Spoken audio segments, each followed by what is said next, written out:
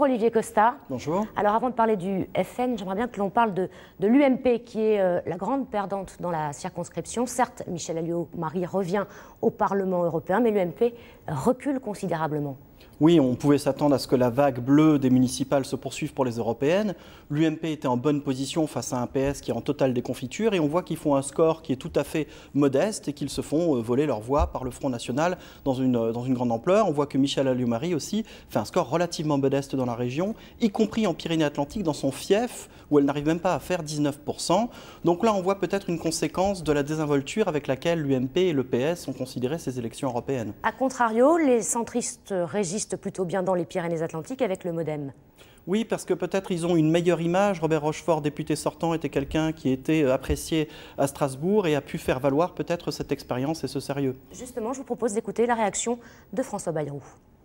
Une vague nationale, elle s'exerce aussi au niveau local, mais Robert Rochefort sera un bon député européen pour ceux dans notre région qui veulent à la fois des changements politiques importants en Europe comme en France et qui en même temps ressentent le besoin d'un renouvellement qui ne soit pas des extrêmes.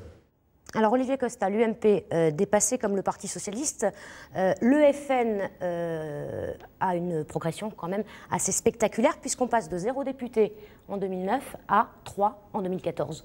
Oui, c'est assez remarquable. On a vu cette dynamique s'enclencher pour les présidentielles, les législatives et les municipales. Et le Front National confirme sa bonne implantation en Aquitaine et partout en Aquitaine, puisqu'on voit que dans les Landes, terre de gauche s'il en est, le Front National fait jeu égal avec le PS et avec l'UMP, ce qui est un changement assez radical pour notre région. Écoutez justement l'analyse de Jacques Colombier, le porte-parole du Front National en Aquitaine. Nous sommes devenus le premier parti politique de France, électoralement parlant, et bien en Aquitaine aussi. Voilà, je crois que c'est indéniable, il n'y a pas photo.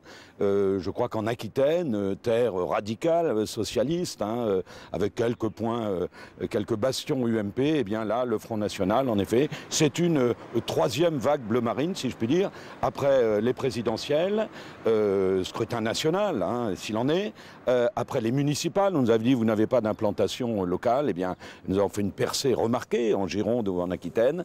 Et là, maintenant, c'est une troisième vague bleu marine avec un scrutin européen, mais national, c'est sûr. Le Front National, premier parti en Aquitaine, Olivier Costa, c'est ponctuel ou ça va plus loin ? Je pense qu'il y a une dimension conjoncturelle. On est dans une crise économique, sociale, politique qui est très forte. On a le PS et l'UMP qui ne sont plus très crédibles, les Verts qui n'ont pas fait un gros score non plus.